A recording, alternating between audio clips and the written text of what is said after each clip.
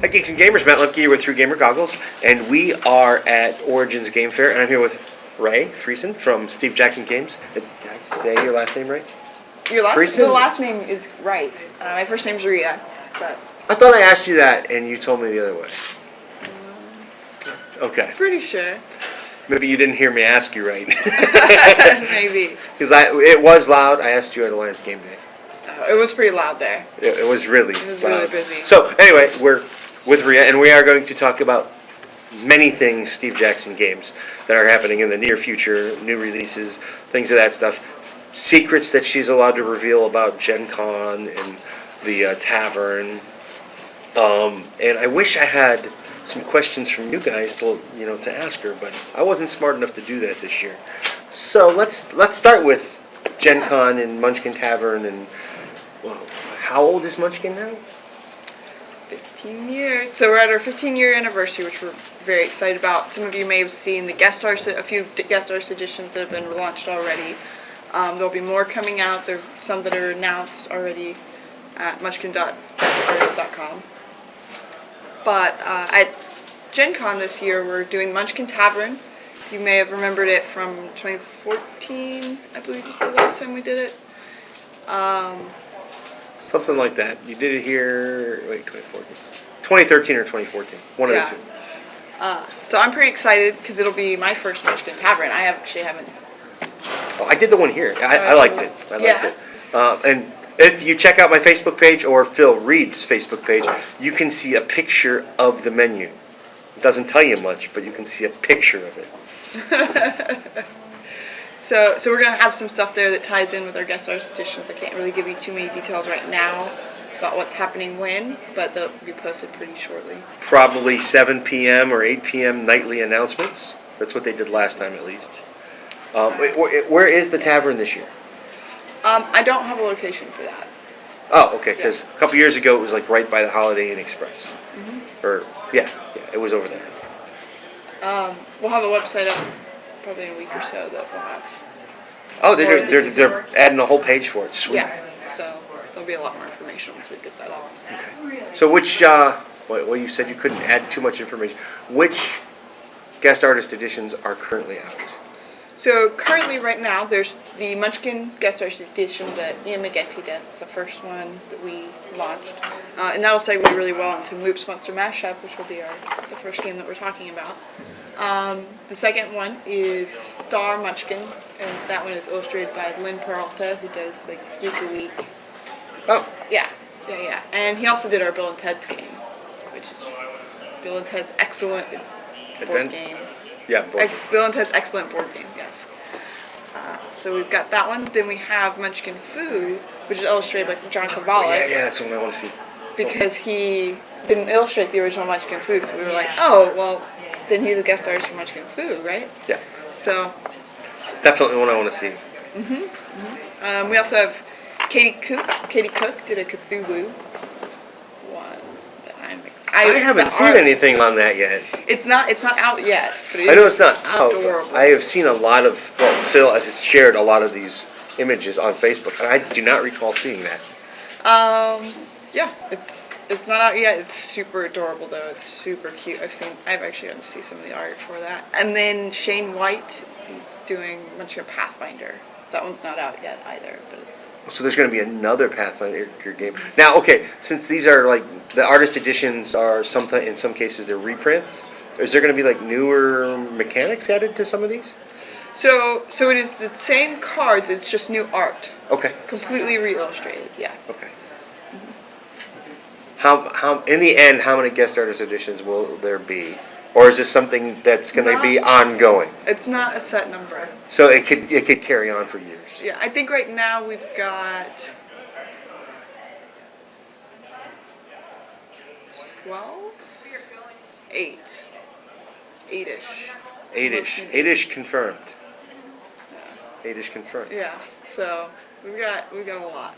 And then in the very near future, well, actually, it's probably already out, isn't it? This will be out very shortly. It's coming out this summer. This is Moops Monster Mashup. So Ian McGinty does a lot of the art for the Munchkin comics. So we asked him to do a Munchkin set for us. So this is all illustrated by Ian McGinty. It's cute, it's adorable, it fits really well into the style and art of the comics.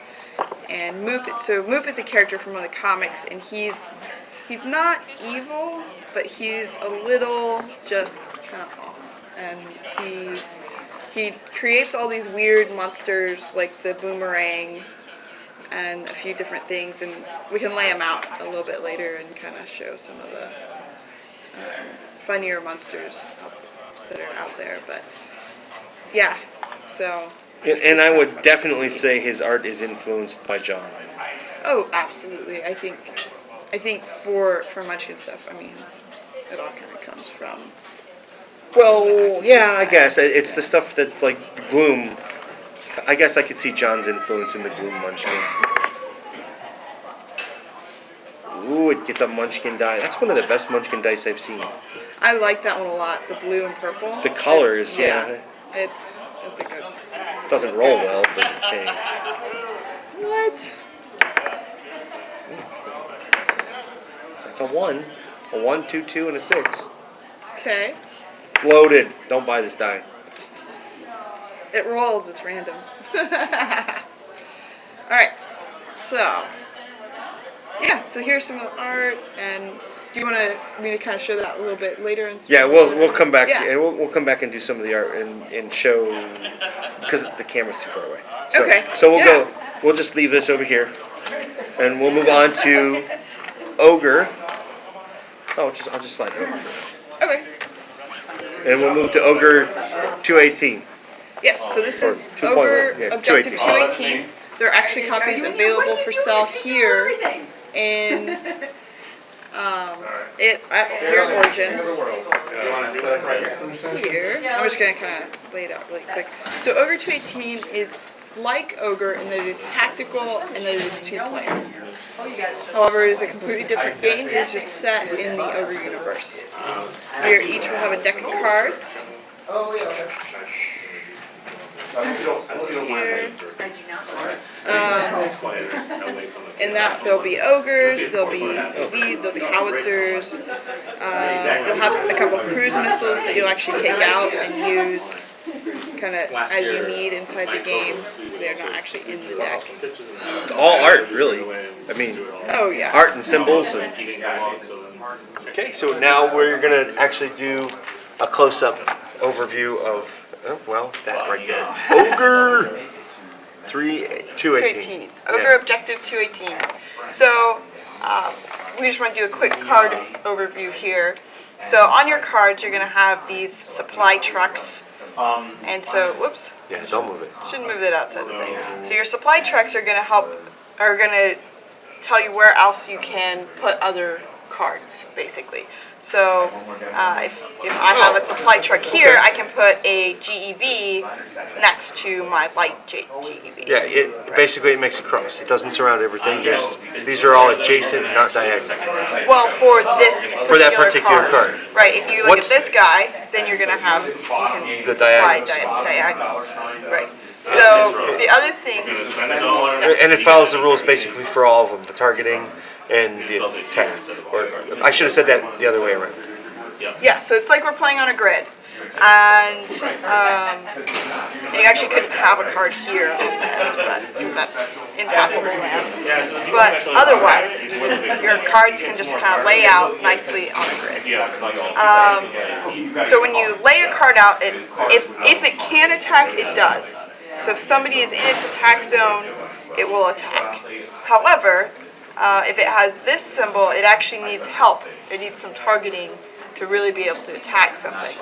If it has a symbol like this, with a whole bunch of fires on it, well, then they don't really need help targeting, they just blow it all to smithereens. So, targeting. Once a card is laid out, its attack is done, whether it used it or not, it's one and done, and then it can target. So now, from now on, as long as that card is on the board, it's targeting the spots, spots. So that way when you lay cards out next to it that can help, them attack, and you can use a lot more of your crosshair symbols Okay. as the game sort of progresses. The thing you really want to make sure you keep in mind is that if your opponent gets all the way over to your command post and takes that over, game over. So you want to make sure you're watching your supply line so that you can keep pushing forward on their end and watch their supply lines and take them out so that they can't keep pushing forward onto you. Right. So once the supply line is broken, so even though this card may be placed somewhere, the supply line doesn't follow all the way through to their command post, they can't continue to put cards around it. The card doesn't go away if it was already legally placed there, but it can't. It's not supplied. It can't help you put out more troops or whatever else you have. So that's an overview of the cards themselves. All right. So I'll zoom out and show gameplay. Yeah. So now it's backwards for 2-player, like snake style. So, and now what this says is that criminal action without losing any reputation points, but you go here instead of yeah. So, Is that too far? $1 instead of reputation, I put it on here. I think that's fine. Or do you want it to be more on the board? And not worry about the hands at all? Or do you want the hands? Well, so I'm just going to kind of show them the initial setup of the game. Okay. And then people can... Did I stop recording? No, I didn't stop recording, so you can keep going. Perfect. Alright, so when you start the game, it might look something, your setup might look something like this. You'll take out your cruise missiles, your ogre damage tokens, because your ogres takes twice as much to hurt them. When they're damaged, they're limited in capacity, however, they're not completely useless. They're still helping you target, they're still helping you supply. Although that could probably be You're going to take out your cruise missiles, so your cruise missiles can be played just like any card. You pick something and you attack it. Just outright with your cruise missiles. You've only got 2 of them though, so you want to be very choosy about what you use them for. I usually use them on ogres because that's how I roll. You'll have your hand. For the first round, you'll draw 5, lay out 2. So then you'll have 3 in your hand. After that, you'll play 1, draw 1. In the following rounds, you'll play 2 and draw 2. Note that the ogre counts as 2 cards, so if you're going to put out an ogre, it actually counts as both cards that you're putting out for that turn. So that's the only thing that's a little weird about that. Beyond that, it's just laying out cards. So you follow your supply channels and say, okay, I can legally place something. So with this guy, I could actually legally place some infantry here. He can't attack, however, because he doesn't have anyone targeting this space here. Okay.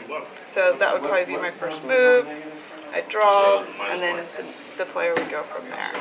So let's put out that. Can't put out the ogre yet because you can only put out 1 card this time. So the heavy tank Yep. would go, And hands would not be revealed. I'm just revealing them for the sake of this video. would go there. Yeah, that is brutal. Yep. So that's exactly right, and that's kind of how a first round would go. And he would have actually attacked here, If there was here, and here, if there was something if there was something there for him to blow up, or he would, if there were multiple targets, he would pick one and attack that. But Okay. yeah, cool. That's pretty much a turn. And then the goal is effectively, and I'm going to cheat, to do this and get to there. Yep. Oh, wait. First they have to kill that. Well, yeah. And that's how you win the game. Yep. So how wide can the board get? Because, like, technically, they can supply to here. Or is I mean, it, I'm sure it could get pretty wide. I've never played a game where it got more than 3 wide, and that was kind of a failed thing because we kept kind of going a little. We were still learning. We weren't quite playing as strategically as you should have. I would say 2 wide is probably about the most you'll get in a normal game. Okay, that's what I figured. I figured it was designed to be short and sweet. Oh yeah, All right. 20 minutes, easy. Just what I love about this game is it gives you that tactical feel without all the miniatures and all of the time that goes into that. So you can kind of get a little intro into it, especially if you've got friends that are either new to tactical games or new to gaming in general, or if you're just not you want to play a tactical game, but you don't want to just sit. You just don't have 90 minutes to play it at that time. It's a really great kind of crunchy, get you in the feel of it without It's a as much refresher. investment. Yeah. Uh-huh. That's what I call these games. They're refreshers. It's the type of game. It's small. You can put it in your bag, go to a Magic tournament, and play it between rounds. Yeah. I love games like that. I really do. Here, you actually get Because, well, you know, it's like you don't want to try and play a Magic game between rounds because that's what you're there to do, right? Yeah. You don't necessarily just want to sit around and let your brain fry. But I hate zombies. All right. I hate zombies. Which is you said a party game. So this one, yes, this is a fun little game. It was actually created as BGG's wow, big cards. first mini game. Yeah, Wait, this is a board game. this is a board game geek game. Originally, they did it on Kickstarter. I've never heard of this. Yeah, a lot of people haven't, surprisingly. It's actually a very clever little game that and I love it. I see these big Kevin cards Wilson. with this definitely Steve Jackson art.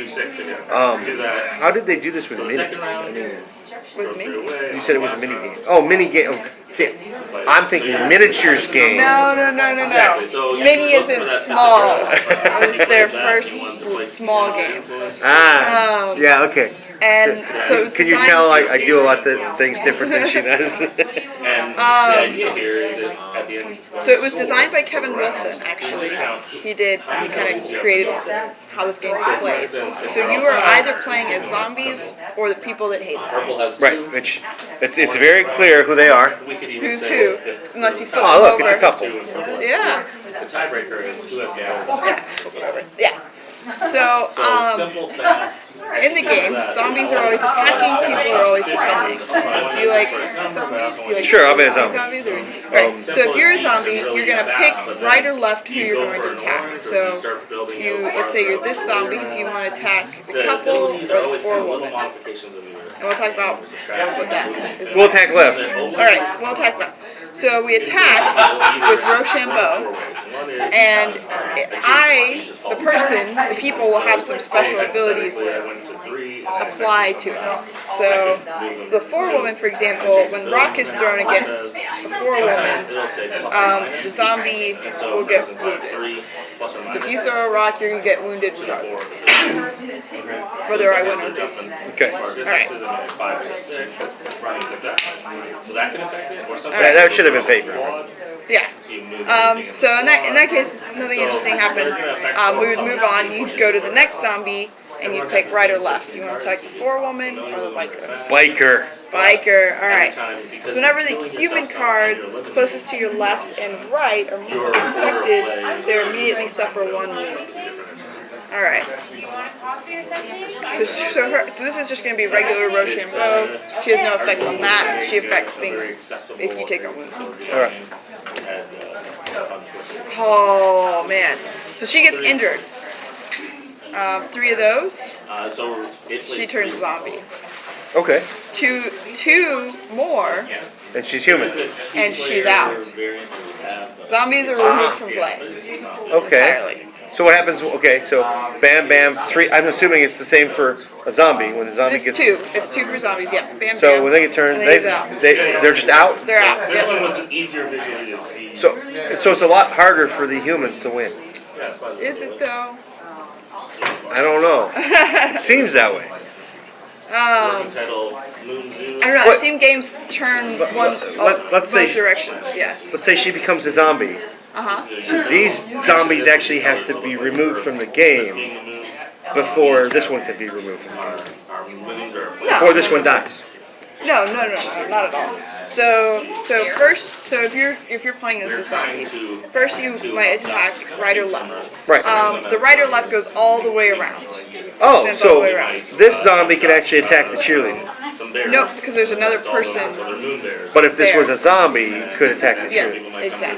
exactly. So once it starts to go, it actually picks up pace quite a bit. Oh yes, it does. And just some of my this one's my favorite. This cheerleader The one. cheerleader that turns into a zombie, that is, And so you're Although the scientist is pretty funny. bam, look at that. The scientist is also really funny. So she looks all, So and then she's like drinking. She's alchemical. every Yeah. there's 3 different, so there's So animals that do. That's the I like gist this. of I Hate Something. It's funny, stores it's that clever. give you money. I was like, Rochambeau, huh? And then I played it and I was like, I actually ordered it off the Kickstarter before I even knew we were publishing it. Or I like this a lot. Yeah, working. I didn't know they did it, but Play around in. Yeah, So, it's those a are the three main cute, brilliant buildings little going game. on, plus We actually four did types like a of really buildings. large So for instance, a giant building. version of it at BGG Spring this year. I wasn't there. I was somewhere else for So those are that, the four but I types heard of that it things. was just The a course of the blast. game is And a lot of you fun. shuffle, there's Oh. 54 of these. how many people can play this? They're random. So that one is 12. Yeah. Because at the end of the round you wipe them away. But for the event, I think we upped it quite a bit. But we made some tweaks and stuff like that. So. And this is So this is Simon's Cat card game. And Are you familiar with the Simon's Cat show? there's two acts. YouTube show. I actually think First act is no, but I think Is it a comic? isn't it a comic book? Yes, I've there are seen the comic comic books. book. Yeah. Awesome. I've never read it, but I've seen it. So in this game, in the show, Simon's Cat The second half is you has do one a of bunch. four There's a bunch of little actions. animals First in action is Simon's house, and they all kind of to make be able to buy mischievous one of the four messes and do all kinds of silly little things that obviously kids if do.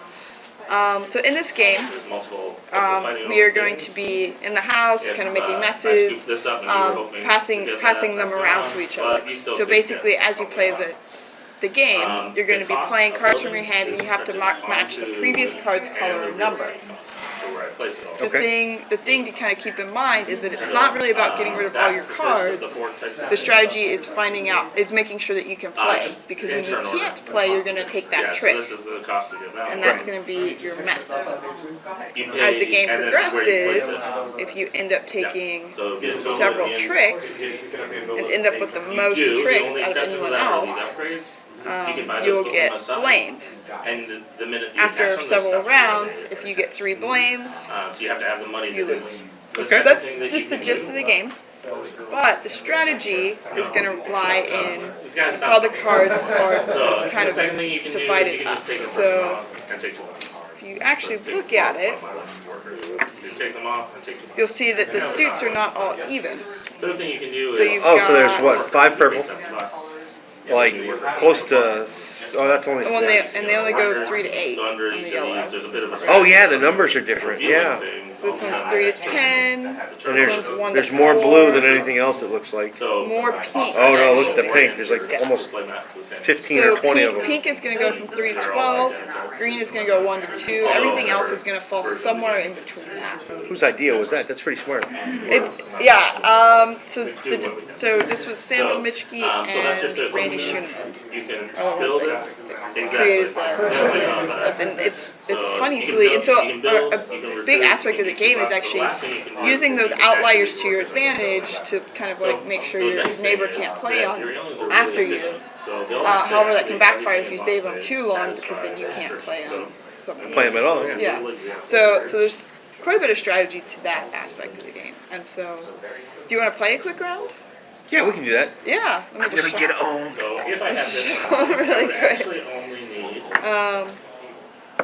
So the players actually goes all the way up to 6. So the packaging, this is a prototype, so it's not quite right on. You could even have it like this. Okay. It says 2 to 4 there. But that's not I can't see that from here. So as you're building, you really want to build it so that you can be using less workers. Because if you do build it where it's like this, I need all these guys here. I actually played this at a These don't family work. reunion type thing More recently. workers, sure I can. I had to, my aunts just So loved it. that's part of the Thought it was tile hilarious. laying is where you build it, try to work It's a on good, it. silly little game. It's a $7 Get price point. I everything think it's that's like on it. So for instance, in $6.95. this Wow, that's dirt cheap. Yeah. I would get So two players, we just kind of 4 divide it victory out points, evenly. $3 and 2 victory points, 5 victory points, 1 for everyone that I trade, 3 for all my workers, I have 3, so $9, only $6 and 2 victory points. So I would track That that, one. victory points, I get my cash. So we start, and this card's just out. So if we start with a pink 3. I just saw the pink 3, so I'm gonna pass that. Pink 3 will always go first. Now what do I have to do? Match color or number. Color or number? Color or number. Yep. Huh. Yeah, oh yeah. More comparison than someone said Spirit. They mobile Spirit.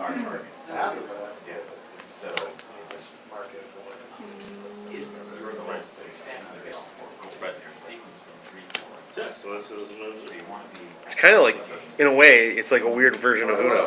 What else you got? Yeah, I think that throws you off though, because the strategy of Uno is To only have one. to get rid of all your cards.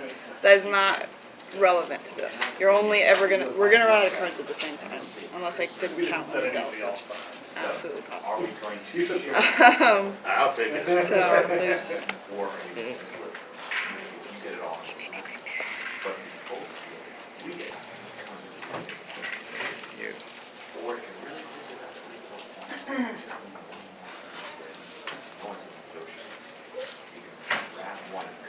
Really? Interesting. We're not being boring, honest. we're thinking. I'm trying to think of what You I'm can't see trying to- my gears spinning. Yeah. She's trying to make me look dumb, and she's gonna work. She's gonna succeed. I don't know about that. I'm actually not very good at this game. Well, I certainly can't be because I've never played it. So you definitely have the upper hand.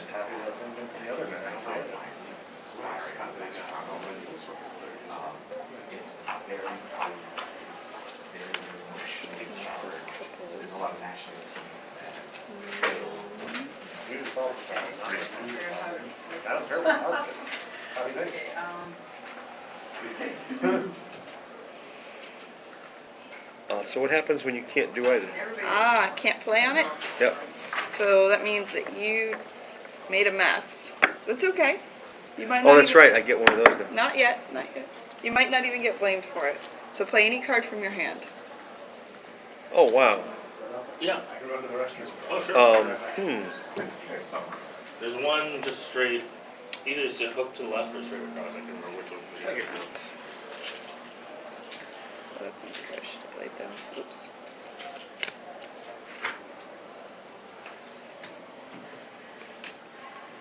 Aha. Oh. Ha. Ha. Yep. Oh, you didn't get a mess? Yeah. I was close. I was like, wait a minute. I'm getting there. No. Yes. You'd think I'd go easy on people, but I don't. I also know that you have that Sure. green one that you're holding on to. Yeah. I bet you do. Yeah. Probably know what the other card is, too. No. Haha.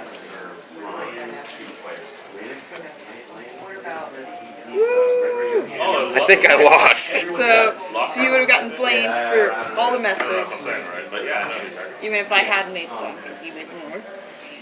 And then we would just play till somebody Is has it some of this game? Yeah, so we would do that again. Yeah. Yep. Well, yeah. That's pretty easy. Just everything. It's great. It's silly. It's a little game. It's silly. It's just very silly. The art makes it really There's silly. nothing in me that Yeah, I like to make animal noises sometimes when I play. How he does it, and then I realized that Except for we always get stumped on the hedgehog. 'Cause sure, because it's just all he just when you need something, yeah. you it's just not the do it, hedgehog and makes. it's done. Yeah. Like all you need is when I need Make it up. graphics, Yeah, I gotta we do do, my graphics actually. first. Can you make And then it this? gets questioned. And then I gotta bring something Of back. course, and it should. Had in my head, Can you do it again? Okay, that's it for the games. Now we're gonna change the camera around a little bit so you can actually see the games a little bit better. Close-ups. Yeah. Also, same with all the different types of buildings. There's things that like cars. So here's some of the cards. I tried to pull out some of the So that's some ways to animals store, that you see every that you'll end of the see. year you So can in the story of the comic, vacation track is one. Moot creates all And these then mishmash at the very animals end like of a the game, kangaroo you also rooster store and the point boomerangatang. And every person So that you can- I tried to kind of pull some of those characters out Yeah, into there's this so that you Yeah, could let's see the crossover between the comic book and the game. In the game. Yeah. And that's really all we need. Yep. Because it's Munchkin and it plays the same way. And you can see the dice a lot better now, I think, too. So, Yeah. There you go.